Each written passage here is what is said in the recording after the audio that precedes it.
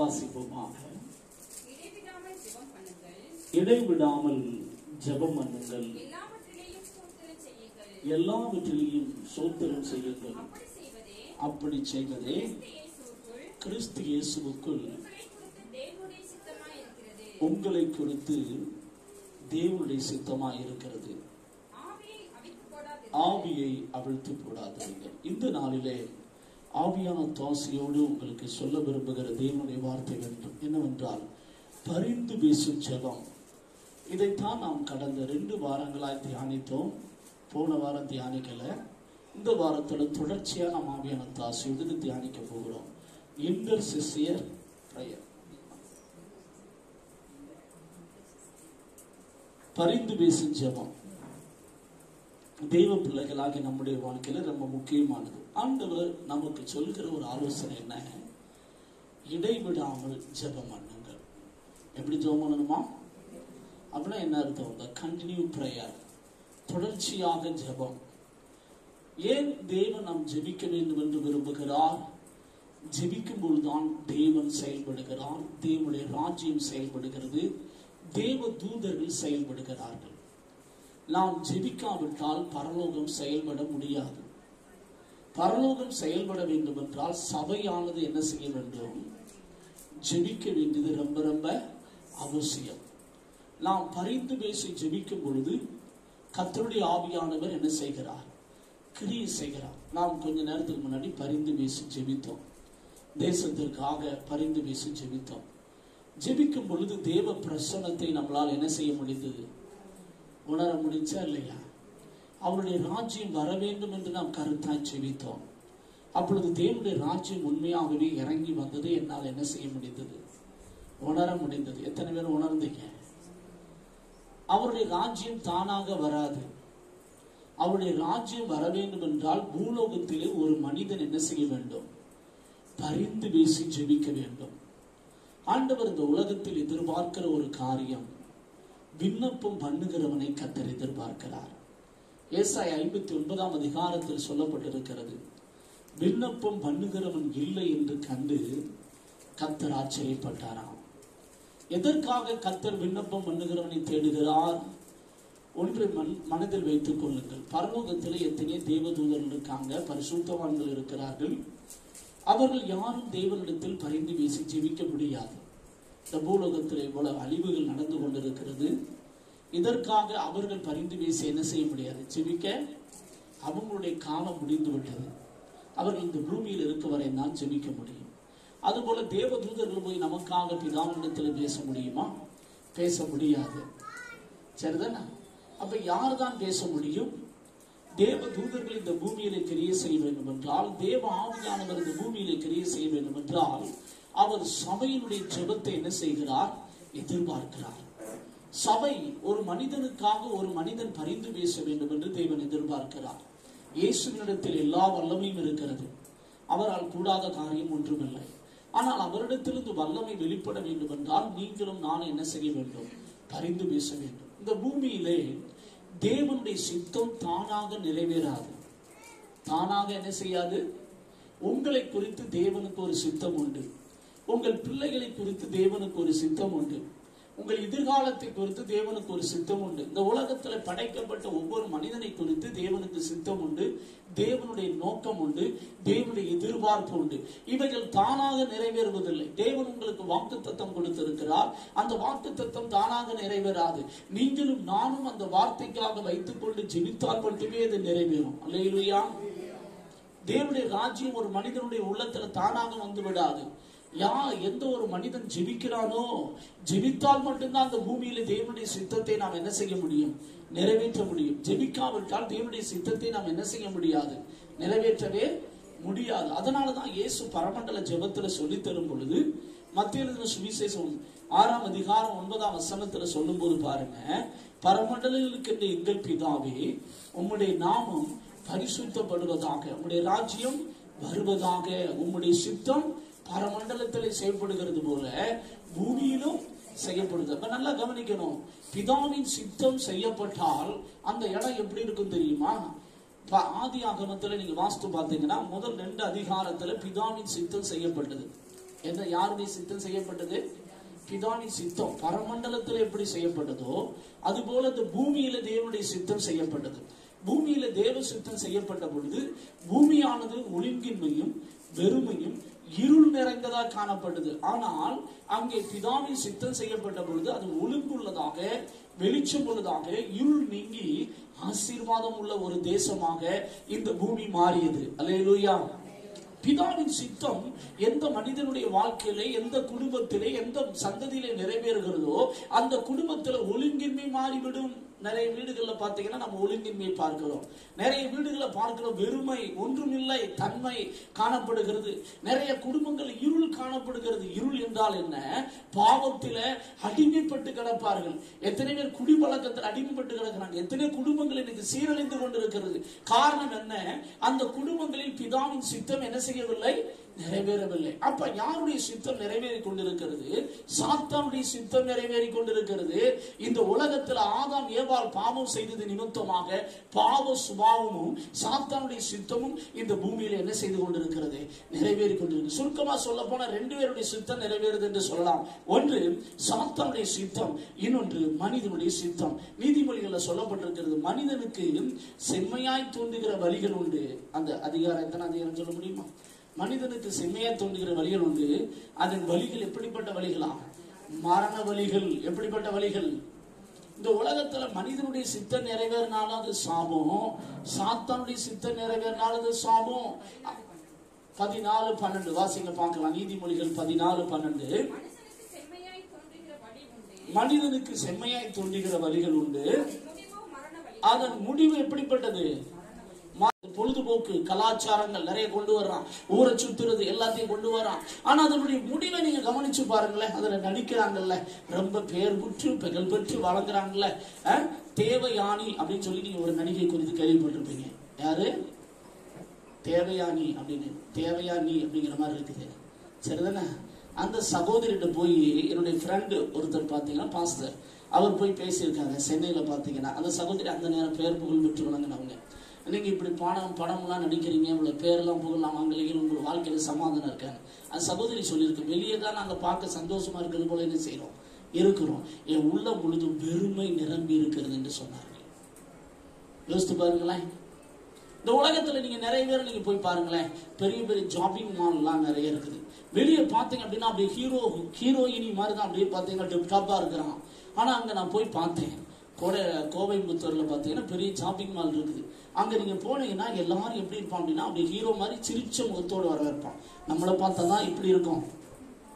சொல்லுங்க, எப்படி இருக்கும்? துக்கமுகமா மலிஞ்சி எரிஞ்சு வஞ்சி எல்லாரும் உட்கார்ந்துட்டு இருப்போம். அவனை பார்த்து அப்படி அடேங்கப்பா இவ்வளவு சந்தோஷமா இவ்வளவு மகிழ்ச்சியா இருக்கிறான் அப்படின்னு நம்ம நினைப்போம். ஆனா அங்க போய் சுத்தி பார்த்தேன், எல்லாரும் அவ்வளவு ஹீரோயினி மாதிரி இருக்கிறான். ஆனா வாழ்க்கையில கடைசியில ஒண்ணு கண்டுபிடிச்சு, அங்க என்ன இல்லை அப்படின்னு தெரியுமா? பரிசுத்தாவினுடைய பிரசன்னம் இல்லை என்பதை கண்டுபிடித்தேன். அல்லேலூயா. ஒரே வெறுமை இருந்ததை பார்த்தேன். என்ன இருந்துச்சுங்க? இதான் மனுஷனுக்கு செம்மையாய் தோன்றுகிற வழிகள் உண்டு, அதன் முடிவு என்ன தெரியுமா? மரண வழிகள். மனிதனுடைய சித்தம் செய்யப்பட்டாலும் அங்க என்ன இருக்காது? தேவ பிரசன்னம் அங்க இருக்காது, அங்க ஆசீர்வாதத்தை நம்ம பார்க்க முடியாது. ஆனா ஆதாம் ஏவாள் இந்த உலகத்தில் சிருஷ்டிக்கப்பட்ட பொழுது, இந்த பூமி முதல்ல தேவன் சிருஷ்டிக்கிறதுக்கு முன்பாக பூமியானது தேவன் கோடி ஆண்டுகளுக்கு முன்னாடி சிருஷ்டித்திருந்தார். சாத்தானால் அது கெடுக்கப்பட்டிருந்தது. ஆனால் பிதாவின் சித்தம் நிறைவேறின பொழுது அந்த ஒழுங்கின்மை மாறியது, வெறுமை மாறியது, இருள் மாறியது, வெளிச்சம் உண்டானது, எல்லாம் செழிப்பு என்ன செஞ்சது? உண்டானது. அந்த செழிப்பின் நடுவிலே கர்த்தர் ஆதாம் ஏவாளை கொண்டு வந்து வைத்தார். ஆதாம் ஏவாளிடத்திலே தேவனுடைய சித்தம் நிறைவேற வேண்டும் என்பது பிதாவின் சித்தமாக என்ன செய்தது? காணப்பட்டது. ஆனால் அவர்கள் தேவ சித்தத்துக்குள் இருந்த வரையில் அவர்களுக்குள் என்ன இருந்தது தெரியுமா? ரோமர் 3:23 விதமாய் சொல்லுகிறது, எல்லாரும் பாவம் செய்து தேவ மகிமை அற்றவர்களாகி. அப்ப தேவ சித்தத்துக்குள்ள இருக்கும் போது அவங்களுக்குள்ள என்ன இருந்தது தெரியுமா? தேவ மகிமை இருந்தது. அல்லேலூயா. என்ன இருந்துச்சுங்க? ஆதாம் ஏவாளை சுத்தி என்ன இருந்தது? தேவ மகிமை இருந்தது. அடுத்த தேவ பிரசன்னம் இருந்தது, தேவனுடைய பாதுகாப்பு இருந்தது. தேவன் அவங்களுடைய தேவைகளை சம்பூர்ணமாக சந்தித்தார். அல்லேலூயா. அவன் வாழ்க்கையில கலக்கம் இல்லை, அவன் வாழ்க்கையில பயம் இல்லை, அவன் வாழ்க்கையில எதிர்காலத்தை குறித்து எதுவும் அவன் புலம்பவே இல்லை. ஆனால் எப்பொழுது அவர்கள் பாவம் செய்தார்களோ, அதாவது தேவ சித்தத்தை எப்பொழுது விட்டார்களோ அப்பொழுது தேவ மகிமை அவர்களை விட்டு என்ன செய்து வெளியேறினது. தேவனுடைய பாதுகாப்பு எடுக்கப்பட்டது. தேவைகள் எல்லாம் சந்திக்கப்படுவதற்கு அவர்கள் கடினமாக உழைக்க வேண்டிய ஒரு நிலைமைக்குள் என்ன செய்தார்கள், காணப்பட்டார்கள். ஆனால் இன்றைக்கு ஆதாம் ஏவாள் பாவம் செய்ததினால இந்த உலகம் முழுவதும் இயற்கையாகவே சாத்தானுடைய சித்தம் இந்த உலகத்தில் எந்த மனிதன் பிறந்தாலும் நிறைவேறிக் கொண்டே இருக்கும். மனிதனுடைய சித்தம் நிறைவேறிக் கொண்டே இருக்கும். சுய சித்தம். மனிதனுடைய சித்தம் என்ன? சுய சித்தம். சாத்தான் விரும்புகிறது என்ன? நீ சுயமாய் செயல்படு அப்படிங்கிறது அவனுடைய விருப்பம். ஆனால் பிதாவின் சித்தம் என்ன? நாம் சுயமாய் செயல்படும்படி தேவன் நமக்கு என்ன செய்யவில்லை, அழைப்பு கொடுக்கவே இல்லை. நம்ம பிதாவின் சித்தத்தை செய்துவிட்டால் ஆதாம் ஏவாள் எப்படி தேவ மகிமைக்குள் இருந்தார்களோ அதுபோல நம்மளும் நம்முடைய சந்ததிகளும் நம்முடைய குடும்பம் எப்படி இருப்பார்கள் என்றால் பிதாவின் மகிமைக்குள்ள என்ன செய்ய முடியும், இருக்க முடியும். முதலாக தேவன் தேவதூதர்களை படைத்தார். தேவதூதர்களை படைத்து உங்களை போல என்னை போல அவர்களுக்கு சுய சித்தத்தை தேவன் கொடுத்திருந்தார். என்ன கொடுத்திருந்தார்? சுய சித்தம். எதற்காக தேவன் கொடுத்தார் என்றால் தேவன் எந்த மனிதனையும் எந்த தூதர்களையும் ரோபோ போல இயக்க விரும்பவில்லை. அதனால் தேவன் அவர்களுக்கு அந்த சுய சித்தத்தை கொடுத்து அவர்களுக்கு டெஸ்ட் வச்சார். என்ன வச்சாரு? டெஸ்ட் வச்சார். அந்த டெஸ்ட்ல லூசிபர் தோத்து போனான். யார் தோத்து போனா? அவனோடு சேர்ந்து 33 கோடி தேவர்கள் தோத்து போனாங்க. அவங்க எல்லாரும் தேவனுடைய ராஜ்யத்துக்கு விரோதமாக கலகம் பண்ணி சுயமாக என்ன செய்தார்கள், செயல்பட்டார்கள். ஆனால் மிகாவேல், காப்ரியேல் இந்த தேவ தூதர்களும் இவர்களுக்கு கீழாக இருந்த தேவ தூதர்களும் பிதாவின் சித்தத்திற்கு தங்களை முழுமையாக என்ன செய்தார்கள், அர்ப்பணித்தார்கள். அல்லேலூயா. அப்ப தேவன் என்ன செய்தார் என்றால் கலகம் பண்ணினவர்களை கீழே தள்ளினார். அவர்கள் தான் சாத்தானாக சரிதான அசுத்தாவிகளாக இந்த பூமியில என்ன செய்து கொண்டிருக்கிறார்கள், உலாவிக் கொண்டிருக்கிறார்கள். இப்ப அதே போல மனிதனை தேவன் படைத்தார். மனிதனை படைத்து தமது சாயலிலே தேவன் படைத்து மனிதனுக்கு சுய சித்தத்தை தேவன் கொடுத்திருக்கிறார். எதற்காக? பிதாவின் சித்தத்தை செய்ய எவன் விரும்புகிறானோ அவனை பரலோக ராஜ்யத்திற்கு ஏற்றுக்கொள்ளவும், எவன் சுய சித்தத்தை செய்கிறானோ அவன் சாத்தானோடு கூட எங்க போய் விடுவான், நரகத்துக்கு போக முடியாத தேவன் என்ன செய்திருக்கிறார், அனுமதித்திருக்கிறார். இப்ப நம்முடைய வாழ்க்கையில பிதாவின் சித்தம் நிறைவேறணும். அதான் இப்ப முக்கியமான கேள்வி. பிதாவின் சித்தம் நிறைவேறினால் உங்கள் வாழ்க்கையில தேவனுடைய மகிமை காணப்படும். பக்கத்துல கைப்பிடி சொல்லுங்க, பிதாவின் சித்தம் நிறைவேறினா கையப்பிடிங்க. பின்னாடி திரும்ப பார்க்கலாம். பின்னாடி திரும்பி பிதாவின் சித்தம் உங்க வாழ்க்கையில் நிறைவேறினா தேவ மகிமை உங்க வாழ்க்கையில காணப்படும். தேவனுடைய பாதுகாப்பு காணப்படும். தேவன் உங்கள் தேவைகள்லாம் சந்திப்பார். அல்லேலூயா. எத்தனை பேருக்கு பிதாவின் சித்தம் நிறைவேறின ஆசை இருக்குது? சரி, இப்ப பரலோகத்தில் இப்ப யாருடைய சித்தம் செய்யப்படுது? பிதாவின் சித்தம் மட்டும்தான் அங்க நிறைவேறும். வேற யாரும் சித்தம் என்ன செய்ய முடியாது, நிறைவேற முடியாது. இந்த பூமியில இயேசுக்காக உண்மையா வாழ்ந்து பரலோகம் போறவங்க அவங்களும் அங்க போய் என்ன செய்ய முடியாது, சுய சித்தத்தை என்ன செய்ய முடியாது, செய்ய முடியாது. அவங்க பிதாவின் சித்தம் செய்யறதுனாலதான் இப்ப சந்தோஷமா இருக்கிறான். இல்லையா? அங்கேயும் போய் எந்த பயிலும் சுய சித்தம் செஞ்சாலும் செத்து போவான். சரிதானா? ஓகே, கவனிங்க. இப்ப நம்ம வாழ்க்கையில நம்ம பிள்ளைகள் வாழ்வுல இயற்கையாகவே சாத்தானுடைய சித்தம் என்ன செய்யுது, அவன்கிட்ட போய் நீ போய் சொல்லு அப்படின்னு சொல்ல வேண்டியிருக்குதா? இல்ல, அவனாவே என்ன செய்யறான், போய் சொல்லலாம். திருடுன்னு சொல்ல வேண்டியிருக்கா? அவனாவே என்ன செய்யறான், திருடுறான். விபச்சாரம் பண்ணுன்னு சொல்ல வேண்டியிருக்கா? அவனாகவே என்ன பண்றான், விபச்சாரம் பண்றான். குடின்னு சொல்ல வேண்டியிருக்கா? அவனாவே குடிக்கிறான். எல்லா வேலையும் பண்றான். நீங்க என்னதான் சோப்பு போட்டு, எந்த தாயுமே நல்லாதான் சோப்பு போட்டு நல்லதுதான் சொல்லி என்ன செய்யறா, வளர்க்கிறா. ஆனா ஒரு ஸ்டேஜ் வந்தோடனே அது புத்தி அது என்ன செய்யுது, காமிக்குதா காமிக்கலையா? அப்பதான் நிறைய பெற்றோர் கேள்வி கேட்கிறா, நல்லதானே வளர்த்தேன், சின்ன பிள்ளையா இருக்கும் போது என் கூட உட்கார்ந்து சோத்திரம் சோத்திரம் சோத்திரம்லாம் என் பிள்ளை சொல்லுச்சு. இப்ப ஜெபம் பண்ண சொல்லுங்க. இப்ப ஜெபம் என்ன செய்யாது, பண்ணாது. அப்ப பாத்தீங்கன்னா நம்ம கூட உட்காந்து அது பாத்தீங்கன்னா அப்படியே குதிக்கும், அம்மா மாதிரியே அப்படி குதிக்கும். பார்த்திருக்கீங்களா? அப்ப வசனத்தை பாத்தீங்கன்னா கட கட கட கடன்னு நின்று செய்யும், ஒப்பிக்கும். ஆனா இப்ப ஒப்பிக்குதா? அப்ப சில வாண்டுகளை நான் பார்த்திருக்கிறேன். அந்த வாண்டு தேவதூதர்லாம் பார்த்தேன்னு சாட்சி சொல்லுவான். அந்த வாண்டு பாத்தீங்கன்னா அபிஷேகத்தில் ஆவியில நிரம்பி குதிக்கும். இந்த நண்டு மாதிரி இருக்கிறது இல்ல. இப்ப இந்த 9th ஸ்டாண்டர்ட்னு ஒண்ணு வரும் பாருங்க. எந்த ஸ்டாண்டர்டு? 9th ஸ்டாண்டர்ட் வந்தோடனே நாய் வாழை நிறுத்த முடியுமா? நாய் வாழை அப்படின்னு சொல்லி அது என்ன செய்யும், அது புத்தியா இருக்காங்க. பார்த்துருக்கீங்களா? ஒரு ரீசன். ஏன் ஏன் நம்ம கணவனார் அவரோ இஷ்டம் போல வாழ்றாரு. இன்னைக்கு உலகத்துல எல்லா மனிதனுமே பாத்தீங்கன்னா விக்கிரக ஆராதனை பண்றான். ஏன் பண்றான்னா அவனுக்குள்ள இயற்கையாகவே யாருடைய சுபாவம் இருக்குது? சாத்தானுடைய சுபாவம், பில்லி சூனிய சுபாவம். சுருக்கமா சொல்ல போனா அது என்ன சுபாவம்? பில்லி சூனிய சுபாவம். இந்த சுபாவத்தை இருக்கிறவன் கண்டிப்பா யெகோவா தேவனை வணங்க மாட்டான். எதைத்தான் வணங்குவான்? தேவையற்ற கல்லு, மண்ணு, மரங்களை தான் என்ன செய்வான்? அவனுக்குள்ள அந்த சுபாவம் இயற்கையாகவே இருக்குது. நீங்க யாரும் சொல்லி போய் அதை வணங்குன்னு சொல்ல வேண்டிய அவசியம் என்னதான் உலகத்தில் நடக்கட்டுமே, அவன் அங்க போய் என்ன செய்வானா? வணங்குவான். வெளிப்படுத்தின விசேஷத்தை நீங்க வாசித்து பாத்தீங்கன்னா பிதாவாகிய தேவனிடத்திலிருந்து நியாய தீர்ப்பின் அக்கினி இறங்கிட்டே இருக்கும். ஆனா என்ன வந்தாலும் மக்கள் தங்கள் கிரிகளை விட்டு என்ன செய்யலையா? மனம் திரும்பலன்னு ஆவியானவர் எழுதுகிறார். காரணம் என்ன? மனிதனுக்குள் இயற்கையாகவே அந்த சுபாவம் என்ன செய்யுது இருக்கு. இப்ப இதை நம்ம மேற்கொள்ளணும். அதான் இப்ப முக்கியமான கேள்வி. அல்லேலூயா, அல்லேலூயா சொல்லுங்க பார்க்கலாம். ஒரு நிமிஷம் கண்ண முடி ஜோமனுமா. சிலர் முக்கியமான செய்தி கொடுத்தாலும் தூக்கங்கள் வருகிறது. அது வரக்கூடாது. கரங்களை உயர்த்தி, ஏசப்பா நாங்க தேவ செய்தி கேட்க எங்களுக்கு கிருபை தாங்க. கேளுங்க பார்க்கலாம். தேவ செய்தி கேட்க கிருபை தாங்க. தூக்கத்தை கொண்டு வர அசுத்தாவியை கர்த்தர் கடிந்து கொள்வீராங்க. மாம்ச கிரியில் ஆவியானவர் அழித்துக் கொள்வீராங்க. கர்த்தர் எல்லா தடை நீக்கி போடும். எங்கள் எல்லாரையும் பரிசுத்த ஆளுக்கு ஒப்புக் கொடுக்கிறோம் இயேசுவின் நாமத்தில் பிதாவே, ஆமென். சரி, கவனிங்க தேவனுடைய பிள்ளைகளே. இப்ப பிதாவின் சித்தம் நம்ம வாழ்க்கையில நிறைவேறினா ஆதாம் ஏவாள் எப்படி வாழ்ந்தாங்களோ அது போல நம்மளும் வாழலாம். நம்ம பிள்ளைகள் இந்த பூமியிலே வாழ முடியும். யார் வாழ்ந்தது போல யார் வாழ முடியும்? நம்மளும் வாழ முடியும். நம்மளும் பாவத்தை என்ன செய்யலாம்? ஜெயிக்கலாம். சோதனை என்ன செய்யலாம்? ஜெயிக்கலாம். பிசாசு என்ன செய்யலாம்? ஜெயிக்கலாம். பாதுகாப்போடு வாழலாம். தேவைகள் சந்திக்கப்படும். ஒரு பிரச்சனை நமக்கு என்ன செய்யாது? வராது. சில வேளைகளில் தேவன் சில பிதாவின் சித்தத்தின்படி சில அனுமதி கொடுத்தால் சில பாடுகள் வரும். அல்லேலூயா. ஆமா, அதை தவிர நம்முடைய வாழ்க்கையில வேற எந்த பிரச்சனை என்ன செய்யாது? வராது. அப்ப இயற்கையாகவே மனிதனுக்குள் திருடணும், பொய் சொல்லணும், கோபப்படணும், எரிச்சல் அடையணும், சிலரை பார்க்கும்போது பாவம் செய்யணும். நான் அநேகரை நீங்க பாத்தீங்கன்னா நன்மை செய்யணும் நான் விரும்புறேன் பாஸ்டர், ஆனா நான் நன்மை காலையில தான் செய்யறேன். இதான் மனிதனுடைய நேச்சர். ரோமர் 7ஆம் அதிகாரத்தை நீங்க வாசித்து பார்த்தீங்கன்னா பவுல் அப்படித்தான் சொல்றாரு.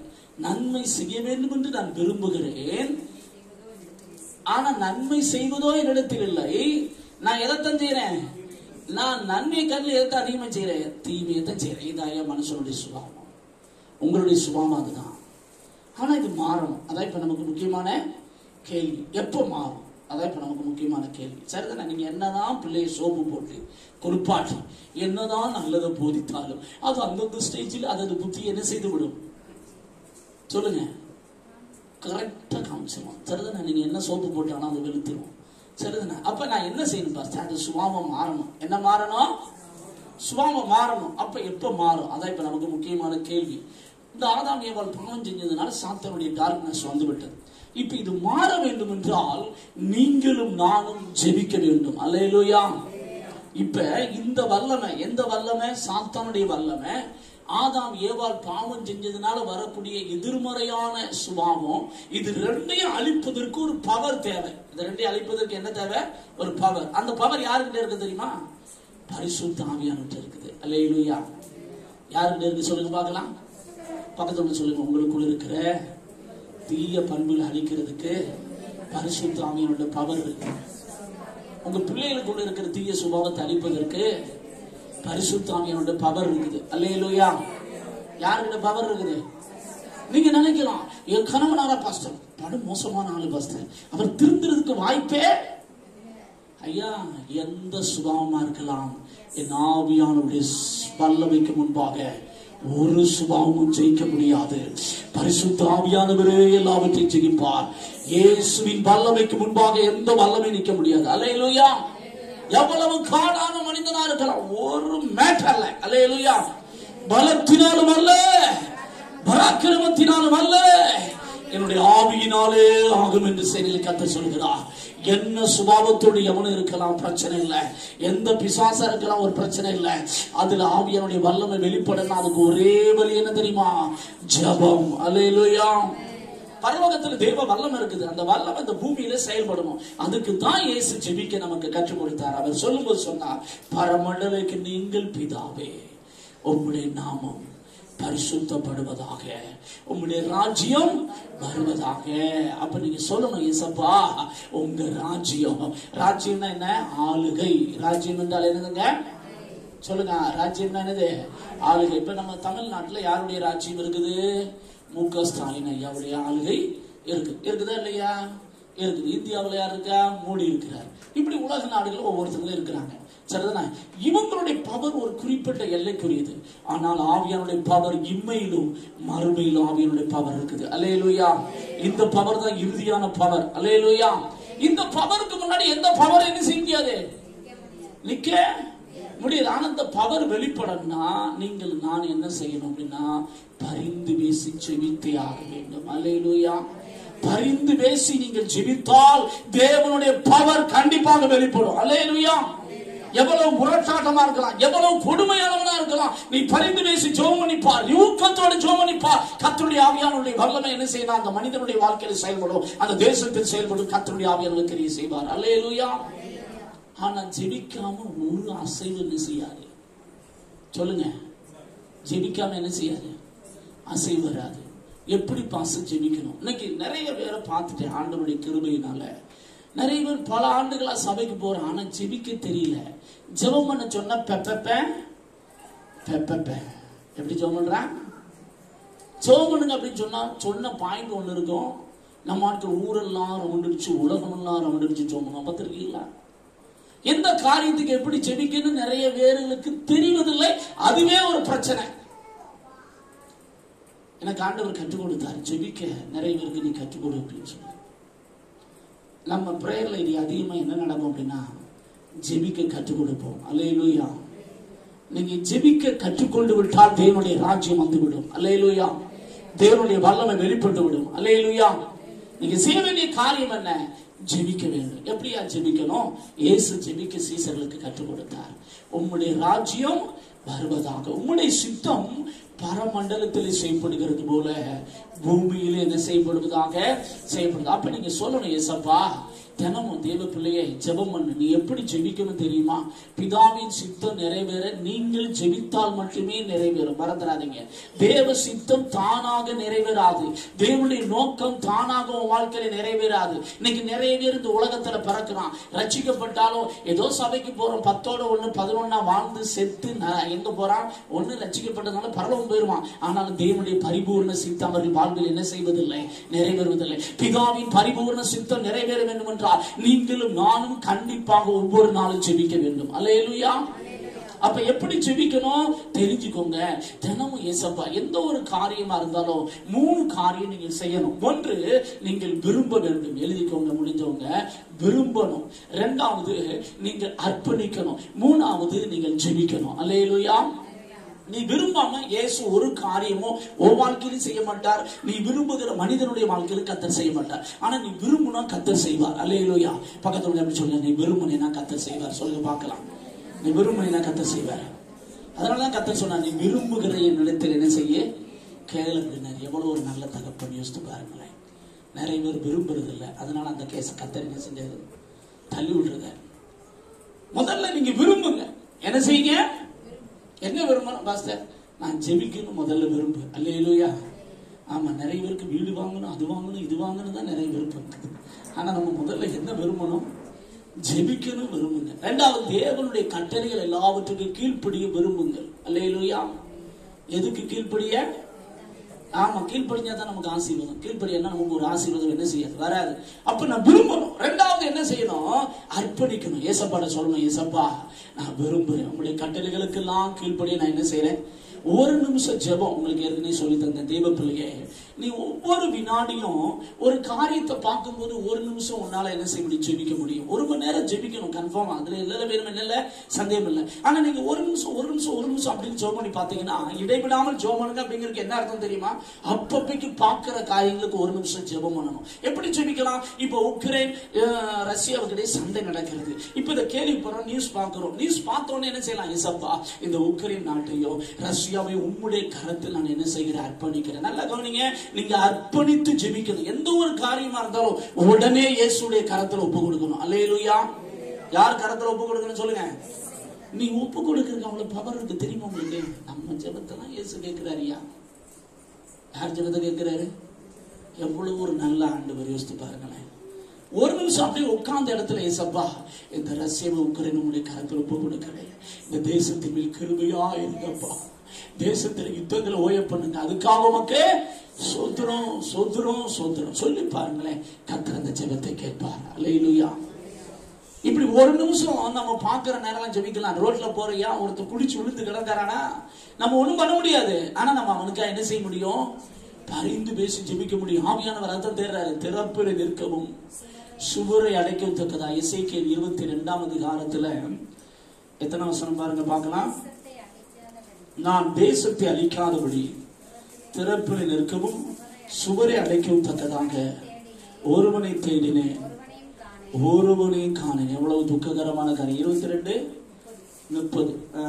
பாருங்க. தேவ பிள்ளையே, தேசத்தை அழிக்காதபடி தேவனுடைய கோபாக்கின இந்த உலகத்தின் மேல் இறங்கி கொண்டிருக்கு. சாத்தான் மக்களை பாவம் செய்ய வைத்து அழிவுக்கு நேரா கொண்டு போய் கொண்டிருக்கான். இவங்களை ஸ்டாப் பண்றதுக்கு கர்த்தர் ஒரு மனிதனை தேடுகிறார். அது யார்? பரிந்து பேசி ஜெபிக்கிற ஜெப வீரனை கர்த்தர் தேடுகிறார். அல்லேலூயா. உன்னை என்னை நம்பிதான் இன்னைக்கு ஆவியானவர் பேசிக்கிட்டு இருக்காரு. நீ ஜெபம் பண்ணினா கர்த்தர் கிரியை செய்ய முடியும். அல்லேலூயா. ஆனா ஒரு நிமிஷம் ஜெபம். இப்படி ஒவ்வொரு நிமிஷமும் பார்க்கிற நேரம்லாம் நீ ஜெபம் பண்ணினா எத்தனையோ நிமிஷம் என்ன செய்ய முடியும்? ஜெபிக்க. இப்ப ஊருக்கு போறீங்க, ஊருக்கு போகும்போது ஒரு வசனம், என்ன வசனம்? கர்த்தர் உன் போக்கையும் வரத்தையும் இது முதற்கொண்டு என்னைக்கு என்ன செய்வார்? காப்பார். அப்படி நடக்கும் போதே சொல்லலாம், யா ஏசப்பா உங்களுடைய கரத்துல எங்கள் வழிகள்லாம் ஒப்பு கொடுக்கிறப்பா, எங்கள் போக்கை வரத்தை என்ன செய்யும்? காத்துக்கொள்ளும். அதற்காக உமக்கு சோத்திரம் சோத்திரம் சோத்திரம். 3 சோத்திரம் பண்ணுங்கய்யா, கர்த்தர் பாதுகாப்பார். அல்லேலூயா.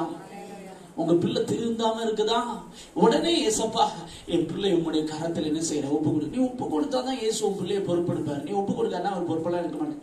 சொல்லதானே? நீ என் பிள்ளை இப்படி எல்லாம் அட்டகாசம் பண்ணிக்கிட்டு இருக்குது, நான் போய் பிறகு உட்காந்து ஜோம் பண்றேன், பிறகு போய் உட்காந்து ஜோம் பண்றேன், நீ உட்காந்தேன்னா உனக்கு புலம்பல் பாடல் தான் பாட தெரியும். வரை வேற ஒரு பாட்டு என்ன செய்யாது பாட. அங்க போய் உட்காந்து பட்டனை தட்டி விட்ட மாதிரி ஐயோ அப்படின்னு அழுக என்ன செய்ய? ஒண்ணு நடக்க முடியல. உடனே ஒப்பு கொடு. ஏசப்பா என் பிள்ளைகள் உங்களுடைய கரத்தில் ஒப்பு கொடுக்கிறேன். பிள்ளைகள் நீர் கீழ்ப்படிந்தது போல என் பிள்ளைகள் தேவனை உமக்கும் எங்களுக்கும் கீழ்ப்படிய கிருபை தாரும். என்ன தாரும் சொல்லுங்க? என்ன தாரும் கேட்கணும்? கிருபை தாரும். அதற்காக உமக்கு சோத்திரம் சோத்திரம் சோத்திரம் சொல்லி பாரு. கண்டிப்பா பிள்ளைகள் கீழ்ப்படிவார்கள். அல்லேலூயா. ஐயா, உன் பிள்ளைகளுக்குள் இருக்கிற தூய சுபாவத்தை நீயா அழிக்க முடியாது. நீ என்ன சோப்பு போட்டாலும் அந்த வாழை என்ன செய்ய முடியும்? நிறுத்த. ஆனா ஆவியானவரால் நிறுத்த முடியும். அல்லேலூயா. எவ்வளவு மோசமான ஆளா இருக்கலாம், ஆண்டவருடைய கரத்தில் ஒப்பு கொடு. ஒப்பு கொடுத்து ஏசப்பா என் மகன் உங்களுடைய கரத்தில் ஒப்பு கொடுக்கிறேன். இந்த தீய பண்பை பரிசுத்த ஆவியானவரை நீ அசைவாடி அழித்து போடும். என் பிள்ளைய ரட்சியோ, அவனுக்கு கீழ்ப்படியக்கூடிய கிருபையை வாழ்நாள் முழுது. எப்போ ஒரு வார்த்தை சொன்னாலும் உங்களுக்கு அதிகமா வலியுறுத்த விரும்புகிறேன். வாழ்நாள் முழுவதும் வாழ்நாள் முழுவதும் வாழ்நாள் முழுவதும் அப்படிங்கிற வேலை சேர்த்து சேர்த்து ஜெபம். அல்லேலூயா. அன்னைக்கு மட்டும் அந்த கிருபை இருந்தா போதாது, இந்த லைஃப் லாங். அல்லேலூயா. எப்படி வேணும்? லைஃப் லாங் வேணும். அதனால என் பிள்ளை வாழ்நாள் முழுவதும் உமக்கு எனக்கு கீழ்ப்படியணும்பா. அந்த கிருபை என் பிள்ளைக்கு தாங்க. அதுக்காக உமக்கு சோத்திரம் சோத்திரம் சோத்திரம் சொல்லிப்பா உன் பிள்ளை கீழ்ப்படியும். அல்லேலூயா. ஊர்ல யாராவது பாவம் செஞ்சுக்கிட்டு இருக்காங்களா? அது திருந்தாத கேஸ் தெரியுதா? நீ அதுக்காக 1 மணி நேரம் உட்காந்து செபிக்கணும். அதுல எந்த சந்தேகம் கிடையாது. இப்ப நீ சொல்ல வேண்டியது தெரியுமா? ஏசப்பா இவங்களை பார்க்கும்போது நான் கல்லூனி மங்கை மாதிரி உட்கார்ந்துருக்கேன். எப்படி உட்கார்ந்துருக்கேன்? இவங்களை குறித்த ஒரு பாரத்தை முதலாவது எனக்கு என்ன செய்யும்? தாரும். இந்த ஆத்துமாக்களுக்கு கண்ணீரோடு செபிக்கக்கூடிய கிருபை எனக்கு என்ன செய்யும்? அதற்காக ஏசப்பா உமக்கு சோத்திரம் சோத்திரம் சோத்திரம் சொல்லிப்பா. ஆவியானவருடைய பாரப்படுத்தி செபிக்க வைப்பா. அல்லேலூயா. ஐயா, ஜெபிக்கிற மனிதனை தான் ஐயா கர்த்தர் தேடுறார். தேசம் முழுதும் திறந்து கிடக்குது. சாத்தான் ஒவ்வொரு ஆத்துமாவையும் அழித்து கொண்டிருக்கிறான். நரகத்துக்கு நேரா கொண்டு போறான். சாத்தானுடைய சேனைகளும் நரகத்துக்கு நியமிக்கப்பட்டவர்கள். இந்த பூமியில் இருக்கிற எந்த மனிதனும் நரகத்துக்கு நியமிக்கப்பட்டவன் அல்ல. எல்லா மனிதரும் ரட்சிக்கப்படுவதற்காக இயேசு சிலுவை ரத்தம் சிந்தி விலைகளை கொடுத்து தீர்த்து விட்டார். அல்லேலூயா. ஒருவரு கெட்டு போது பிதாவின் சித்தம் அல்ல. ஆனால் பிதாவின் சித்தம் நிறைவேற வேண்டும் என்றால் நீயும் நானும் பரிந்து பேசி என்ன செய்ய வேண்டும்? ஜெபிக்கணும். ஆண்டவரே, இந்த ஆத்துமா ரட்சிக்கப்பட உம்முடைய கரத்தில் ஒப்பு கொடுக்கிறேன். இந்த ஆத்துமாவுடைய கல்லான இருதயத்தை உடைங்கப்பா, உடைச்சி ரட்சிங்க ஆண்டவரே. அதுக்காக உமக்கு சோதரம் சோதரம் சோதரம். ரெண்டு தடை ரொம்ப மெயினா காணப்படும். ஒண்ணு பிசாசு, இன்னொன்னு அவனுக்குள் இருக்கிற சுயம். பிசாச கர்த்தர் கடிந்து